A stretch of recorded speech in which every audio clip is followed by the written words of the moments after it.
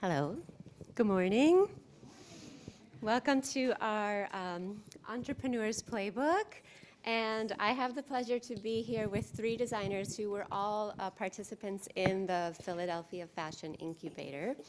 And starting with, from cohort 2014 is Therese Sedona Brown, founder of her women's wear label, Therese Sedona. From the 2018 cohort, at the end is Renee Hill, founder of modest wear brand Harks 4. And in the middle we have from the 2022 cohort, Madison Chamberlain, designer of the non-traditional bridal wear line, Madison Chamberlain. So welcome, and thank you all for being here. Thank you. This is a playbook, so we're going to jump right into the business of fashion and start with that all-important topic of sales. There's been a lot of talk in the industry lately about sales channels and what is the best way to approach. You know, there's direct to consumer, but people say it's very overcrowded and the cost of advertising is going up. There's wholesale, but the stores are cutting back and even in some cases not paying the small brands. So each of you approach sales a little bit differently. And I'm going to start with you, Therese, because you do it all. You are selling at Macy's, you sell on your own website, you do pop-ups. What brought you to this multi-channel approach? Like, how does that work for you? Yeah, so I've been in business now, it will be 14 years in June. And during this space and time, this is actually my second business. So the first business I had with a partner, and we sold in 3 different countries, and it was just primarily wholesale. What I learned from that partnership was that I needed to diversify, and I needed to protect myself when the market shifted. So back then, online was just starting up. People were starting to shift their preferences to shopping online versus going into brick and mortar. And then what came was the e-commerce revolution. So then I then had to pivot. I relaunched on my own with a e-commerce strategy the second time. And I thought it was wonderful, it was great, and then I realized, wow, I really do need to add back wholesale. And so over these years, it's really been trial and error and finding the right mix for my business and my customers. And ultimately, I came to the decision that I need to do whatever I need to do, number 1, to pay the bills. And number 2, make sure this business continues. And then number 3, to make sure that I'm protected given a pandemic, given a market shift, given consumer preferences. What is that right mix? Yeah, I think that's a huge observation that being an entrepreneur, you have to be really flexible. And Renee, you also pivoted. You originally were focused on direct to consumer, but now you're selling to stores through the wholesale platform New Order. What prompted that shift for you? Just like Therese said, you have to figure out what works best for you. And direct-to-consumer wasn't making the amount of money that I needed to make. In addition to producing in the U.S., it's a little bit challenging and it's a lot more costly. It's not cost-effective as I would like it to be, but I definitely wanted to stay sourcing, producing in the U.S. So for me, I needed to pivot. I needed to make a decision whether or not I wanted to stay in the business. In order to stay in the business, I needed to transition into wholesale. So what I did was I looked into many marketplaces, wholesale marketing places, and New Order seemed to be the best fit for me. Perfect. And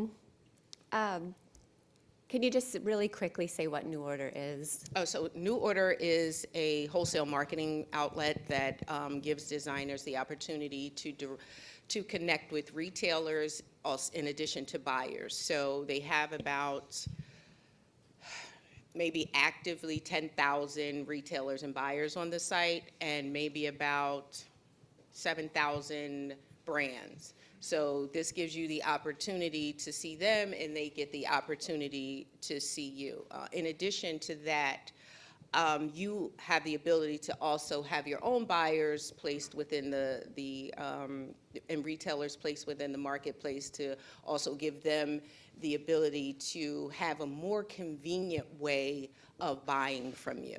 It's a little bit challenging doing all of it on your own, so when you have this marketplace, it makes it a whole lot easier.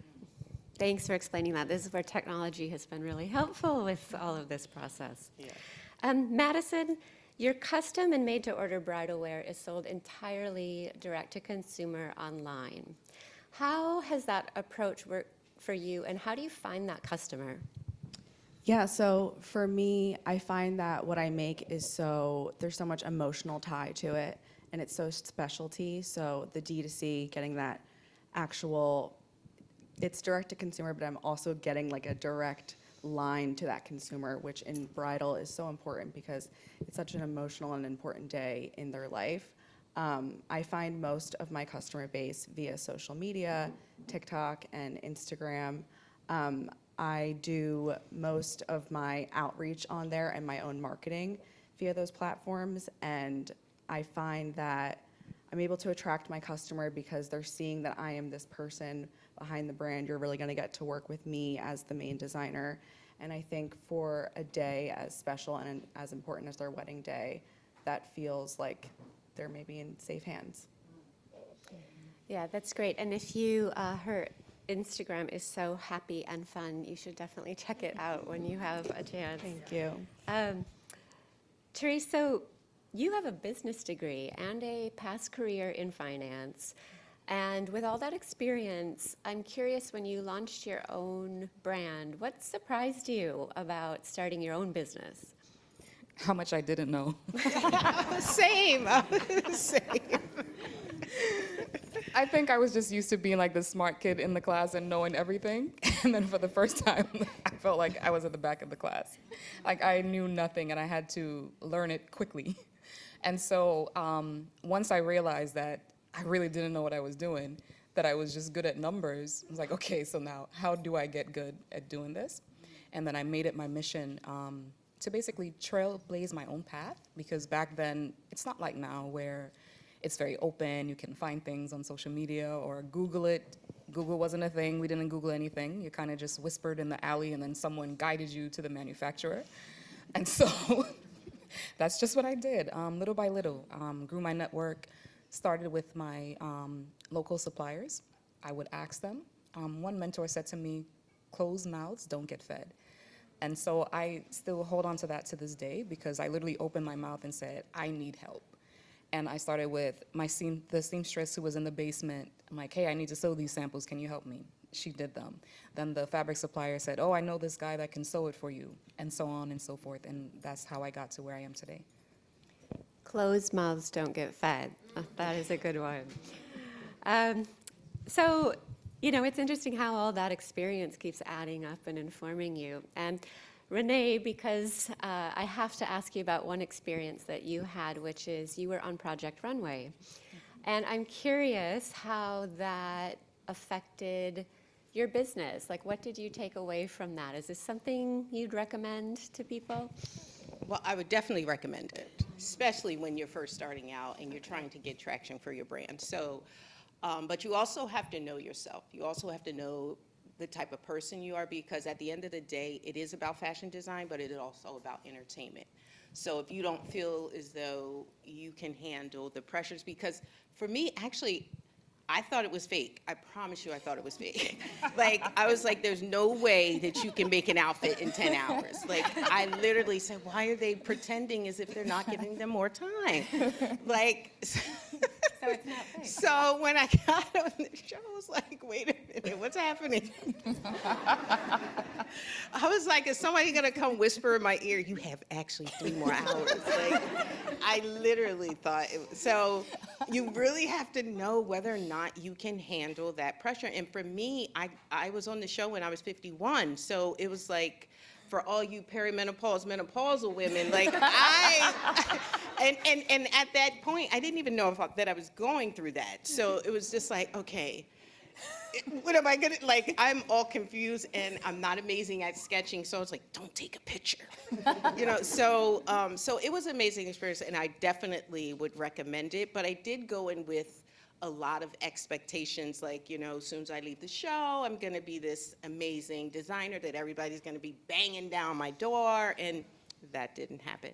So I think if I should have been a little bit more prepared for what was next after, I was off the show. Did I get to meet a lot of amazing people? Yes. Did I get to do, I'm currently a speaker, so I travel, I speak at colleges and universities. So it definitely gave me the traction that I needed, but business-wise, I just really wasn't prepared for what was to come next after the show ended. So for me,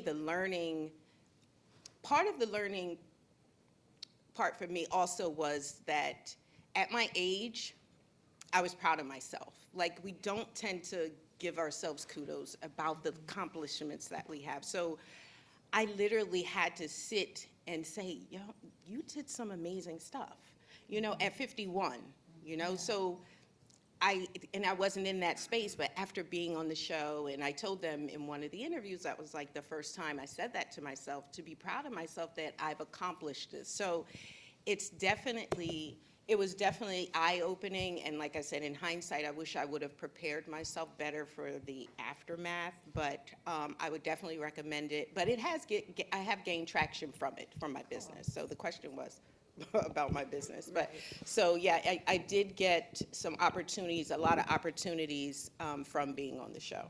Right. That is so interesting. And I think you said something so important is, how often do we take a minute to give ourselves a little credit or acknowledge, because you're always working and striving, and then to stop and say, but wait, I got this far, or I did this thing. Correct, So correct. that's amazing to share. Madison, you're the newest brand, and so instead of kind of reflecting on all this experience, I think you have grown so fast, and while that often seems like the dream for everyone, it's challenging, I'm sure. What has been the most challenging about the fast growth of your business? Like, how are you handling that? I think what you just said, like being like, good job at the end of the day. Like, I definitely don't do that enough. At the end of the day, I'm like, you haven't done enough. And like, you feel that internally. So it's good to clock that.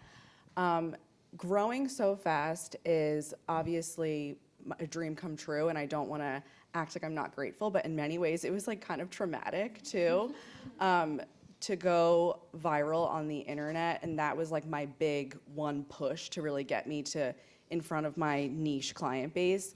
To go viral on the internet is not a natural thing, to have that many eyes looking at you, commenting on you, what you're making, like all this opinion base. So that was really tough, and then after that, what came with it was either keep down this path of building this brand from that viral moment, or not have things in place and not kind of go down that path. So I had to really quickly put in all my systems, and each of those systems are a direct result of a mess up that happened in my brand. That these were all happening like days apart. Like, I didn't have an invoicing system, I didn't have a return policy, I didn't have the cookies things set up on my website to accept, like just things that as a designer, like, you don't even think about, but you figure it out on your feet. And I'm grateful for how quickly it happened, because I have this like momentum at all times, but also there's like the part where I'm like, oh, I can't let the momentum die. But yeah, it's been a wild ride. Trial by fire a little bit. Yeah. Yes, absolutely. I actually heard you outside giving a little bit of a master class on social media, and it was fascinating. I thought you said something so great about just not being a perfectionist about it and putting yourself out there and not overthinking it. And Absolutely. it's great advice. Yeah.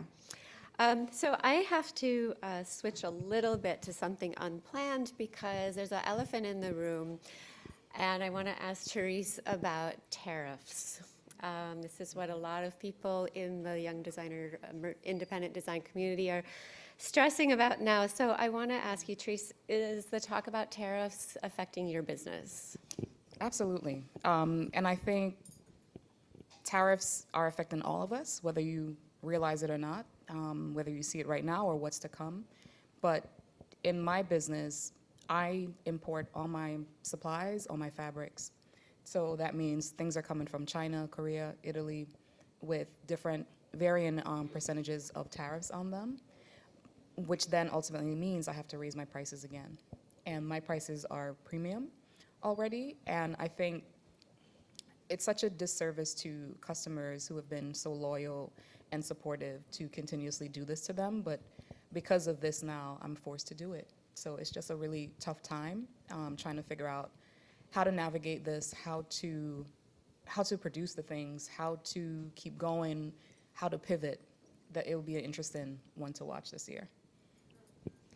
I mean, thinking about that and how it affects the customer, Renee, what would you say is the most important thing what's the most important thing to your relationship with your customer? For me, it's being your authentic self in your engagement and your building your community, because it's about building communities. Because these are people that pour into you, they look to you for advice. So for me, engaging with the customer is important, and just being who I am, because a lot of times we don't even realize that we're influenced by things. So if we spend a lot of times looking to this designer, that designer, or what the industry's doing, or what this and what that, we can get caught up and then become someone that we're not because we want to fit in. And once again, this is perimenopause, menopause speaking. So like at this age, we look at a lot of the young people, they're amazing, they're innovative, they're doing this and they're doing that. So now you're like, do I need to do a dance on TikTok? I don't know. Yes. That's really not me. I'm kidding. I'm like, and see, look, my fan fell, so it wants to embarrass me. But it's challenging. So, but I only know how to show up as me. So the dancing, that's just not me, and I don't think that's my customers. So for me, it's just being your authentic self, and showing up as who I am every day. And now that I'm into this wholesaling space, and now I'm back into the engagement space because I took some time off, menopause, took some time off for a couple years to teach because my mental state wasn't there. I didn't know what was going on with myself. So I had to figure that all out. So I took off a couple years, I started to teach, and now I'm back. And so now I have to go back into this space of engagement, and it's challenging. It's scary, you're like, will they still want to come? Will they like me? So you just have to show up as yourself. And someone, if they love you, they love you. If they don't, they don't. Just like Therese was saying, like, you have people who are committed to you, are loyal to you, that love the product. So I think at the end of the day, we just have to figure out our strategy. And I had a conversation with my manufacturer the other day about the tariffs and what that would look like. And he's willing to work with me and help me kind of navigate, so I don't have to go up on these premium prices already, anymore. So for me, it's just showing up as my authentic self. That's great. And I think that is one of the important things about entrepreneurship, is you really have to know who you are and who you're serving, and really just focus on that thing. Yes.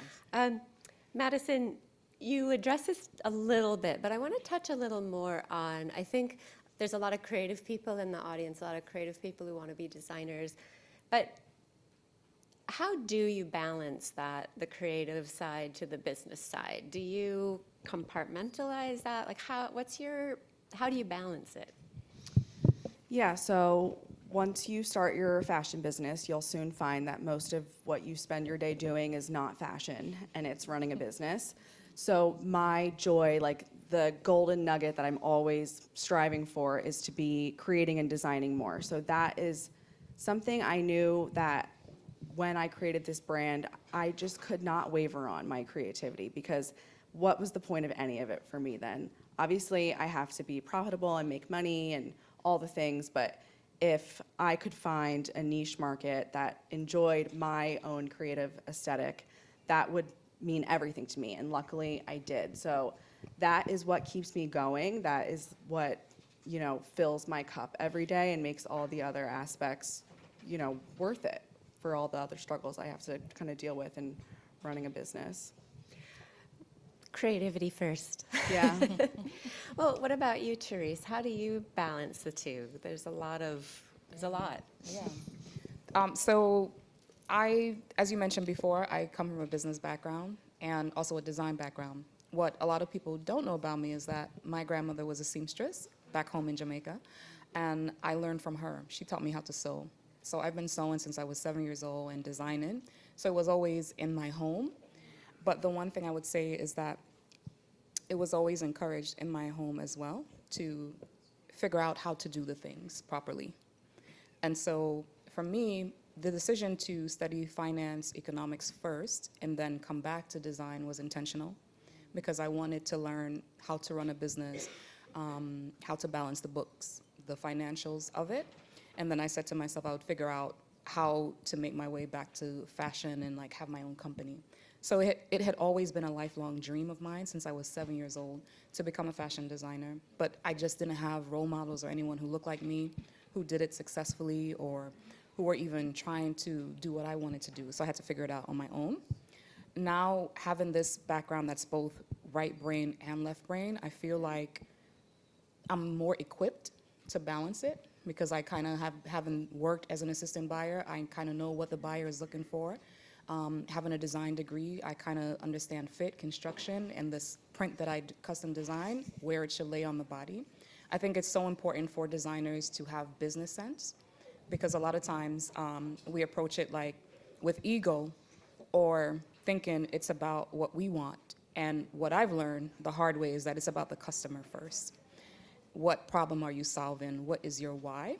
And so every time I create a new collection or I do something in my business, I check in with myself and I ask those questions like, who is this for? Why am I doing it?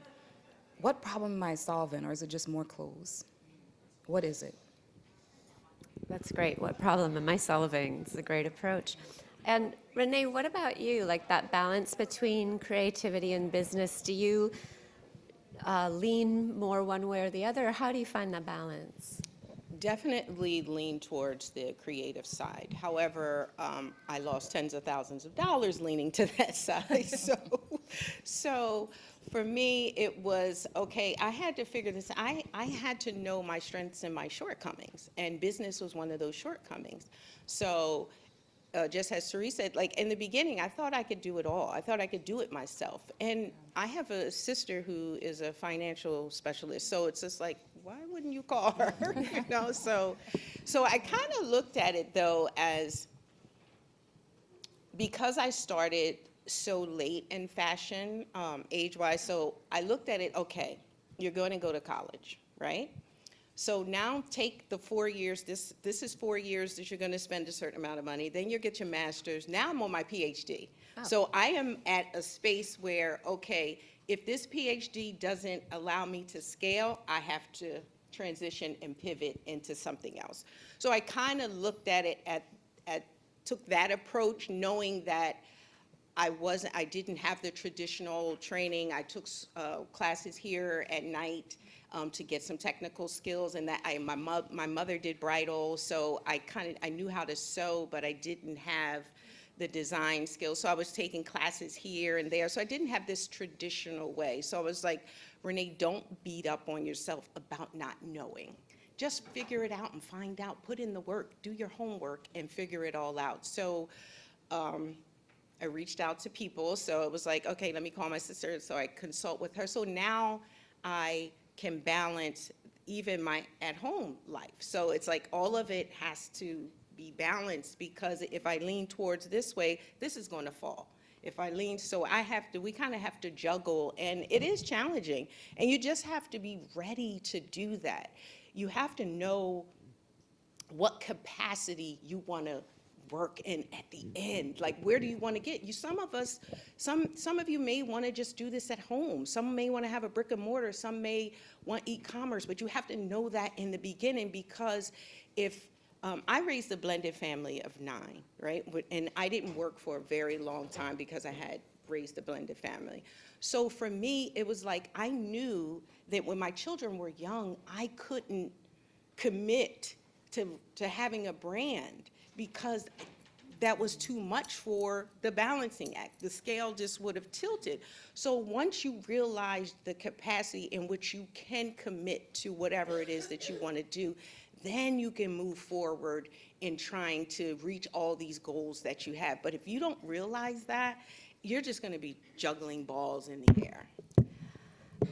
That's great, and it actually makes me think of a question that I often ask designers, because it is so important to be focused on your particular journey. So, Therese, what is success to you?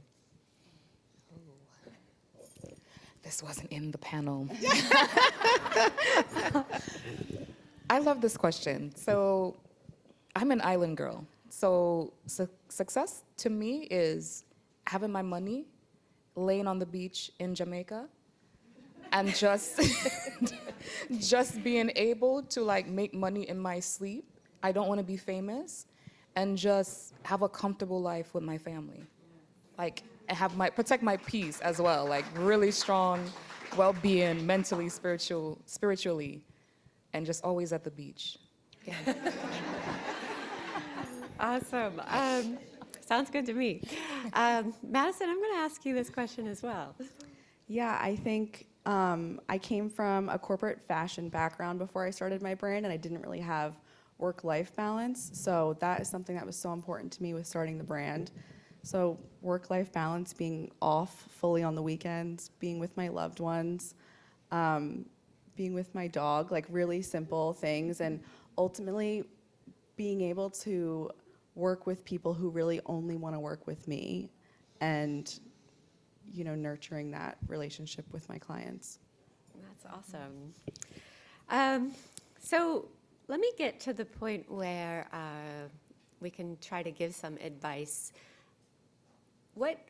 Renee, what is the advice you would give to an aspiring or starting out fashion entrepreneur? Don't do it.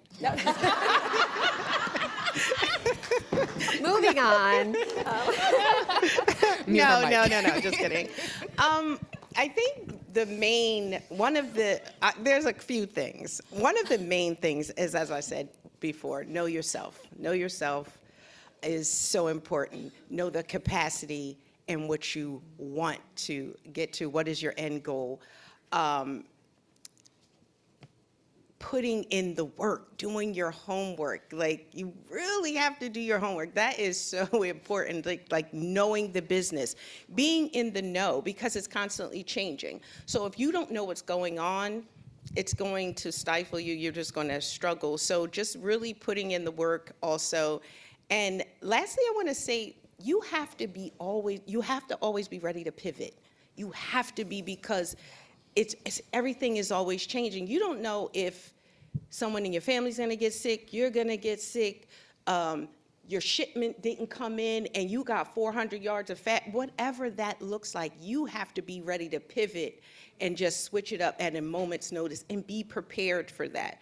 So being in the know will prepare you for that. So those 4 things to me are very important. Just knowing yourself, knowing your capacity, putting in the work, doing the homework, and be ready to pivot. Because the reason I've been in education for very long, over 25 years. So just being able to educate people on the facts of putting in the work and being able to pivot is very important to me. You talked about success. So that's one of the things for me about being successful is sending that elevator back down and bringing somebody else up. Because I always want for you what I want for myself. And I've always wanted that for someone to the opportunities are just so slim, but being able to help someone and giving them the opportunity. Listen, we all look for that, and I still look for that. I still like to connect. I still love to collaborate.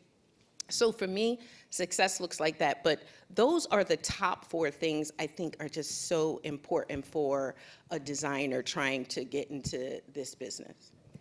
Yeah, that's great insight. And I think it also made me think about the incubator, because I think as you're building on your experience and then helping to collaborate, communicate, bring other people up, it's why something like the incubator is so important, because you have the different cohorts from year to year, and then you have community there, which is, because being an entrepreneur can be isolated. So yes, that all feeds definitely. into why this is a great organization. What about you, Therese? What's that big piece of advice you would give someone?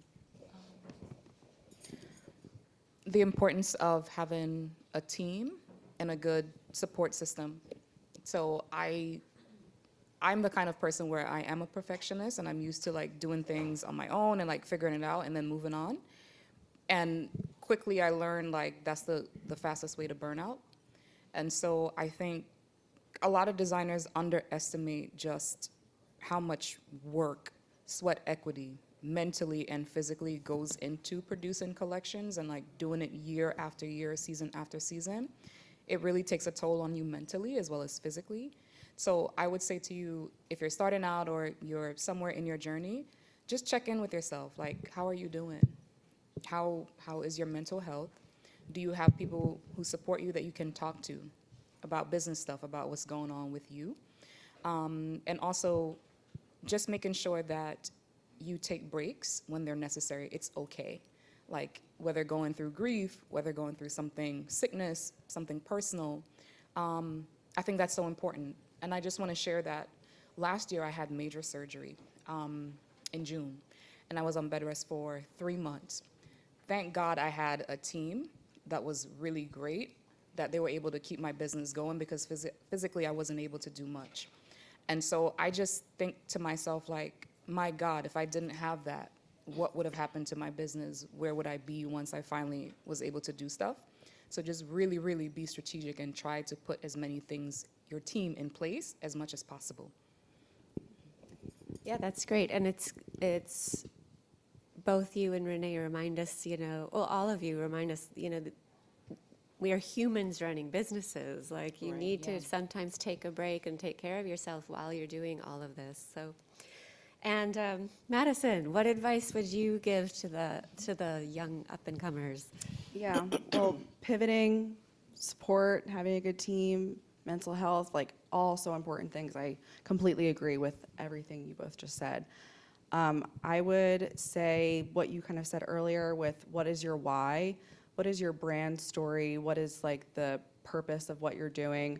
I think a lot of the time when starting a brand, people they trip themselves up with just starting, and it's all the fear and voices in the head that's kind of stopping them. And I think a big one is there's already so many people doing this. There's already this doing that. They're doing it better. I can't for this reason. You just have to start, and you have to identify what makes you special, what's going to make you stand out and different from this other brand, because we all have that thing. We're all different from one another. We all have a different upbringing, story, passion, things that make us happy.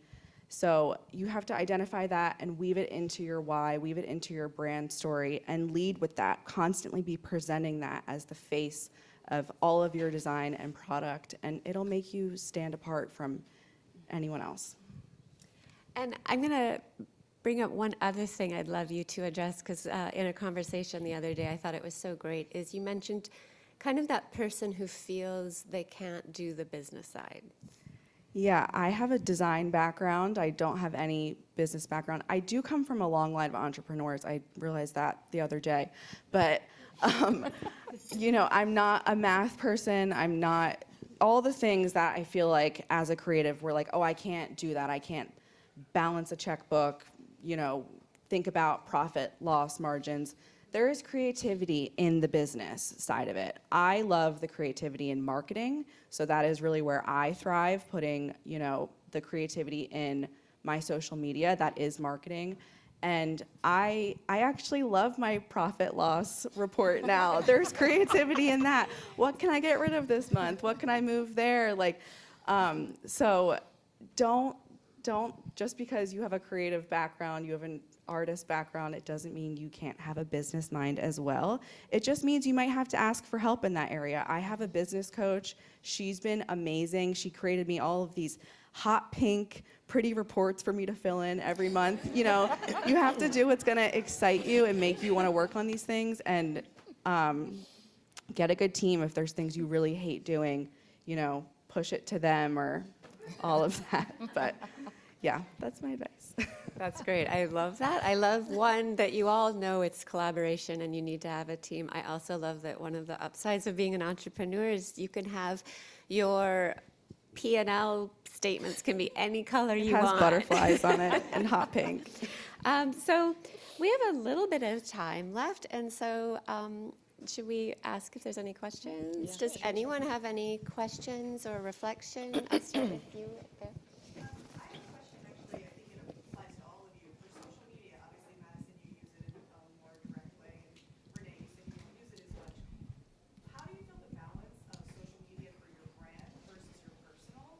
Because I feel like with social media encompasses everything now. And do you feel, Madison, that they're expecting to show you your personal life as well as your creative, and the comfortability of balancing that? Do you want me to repeat the question just so everyone heard? She asked specifically to Madison, but anyone, with social media, do you balance that professional branding versus your personal life online? Feels like you have to put all of yourself sometimes into the social media, and thinking about what Teresa said and balancing your life and your personal life. That there seems to be growing social media and how you market, and obviously it's a large, so it becomes such a huge part of launching a business. But there's got to be balance. Right. How do you feel about that? I 100% agree. I have a really hard boundary in what I post and don't post. If you go on my page, either of my pages, TikTok or Instagram, for the most part, it's only business related. It has nothing to, I don't show my house. I show my dog sometimes because she comes to work with me. I really don't show, I'm planning a wedding currently, so I show like tidbits of that. But, you know, it feels really vulnerable to show anything of my personal life. It feels like violating in some ways. So that is not me. And that's why I don't identify as an influencer, because props to them. They are showing them waking up in bed in the morning. Like, no one can see my bed. No, thank you. But at the same time, you have to find what feels right for you with posting. So I get up there and I show my face. I show my full body dressed up every day. Like, I have a certain tolerance. Like, that's where I hit my cap. I can do that. But some people don't want to show that, and that's totally fine. You have to find a way that works for you. I follow an account that creates these like really cool light switch decals.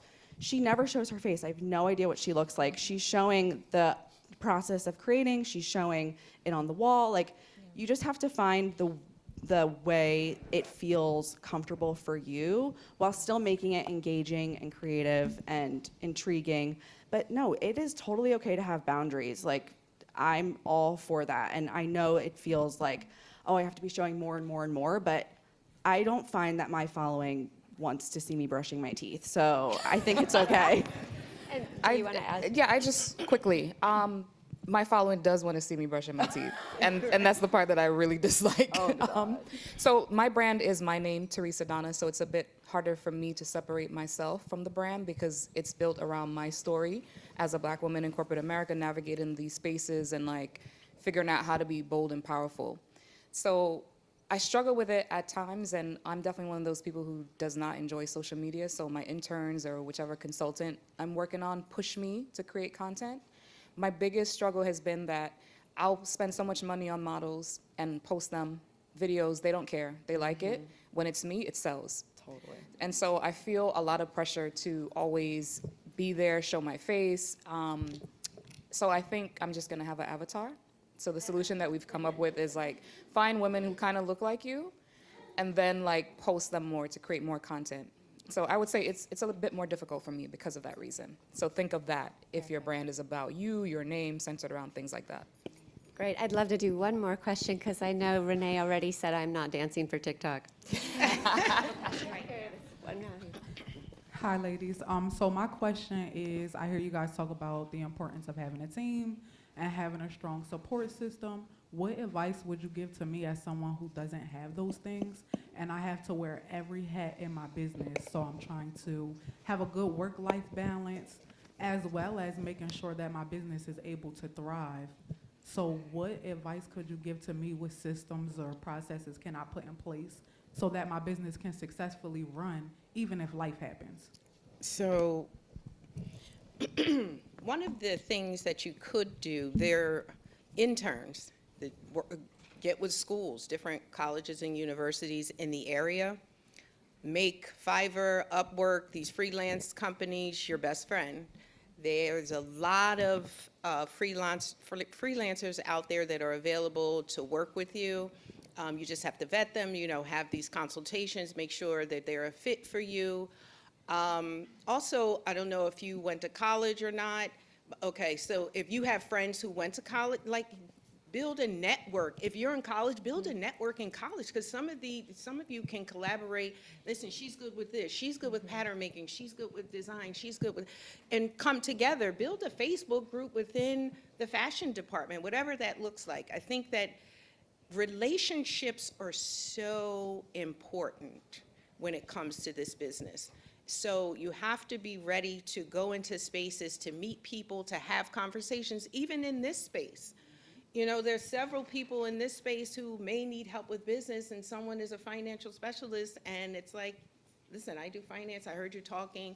So just be ready to build relationships with people. But the few items that I said, as far as Fiverr, Upwork, and different people in your community, nonprofit organizations, SBA, there are so many free resources available for entrepreneurs, so many. So that's why I go back to doing your homework. You just got to deep dive into it and build up all of this information and then figure out what works best for you. Yeah, I think that's great advice, and I think today is a perfect opportunity to have some of those starter conversations. So on that note, we are going to wrap it up and say to you all, thank you for your insight. It's always so interesting to find individual journeys. Thank you. Thank you.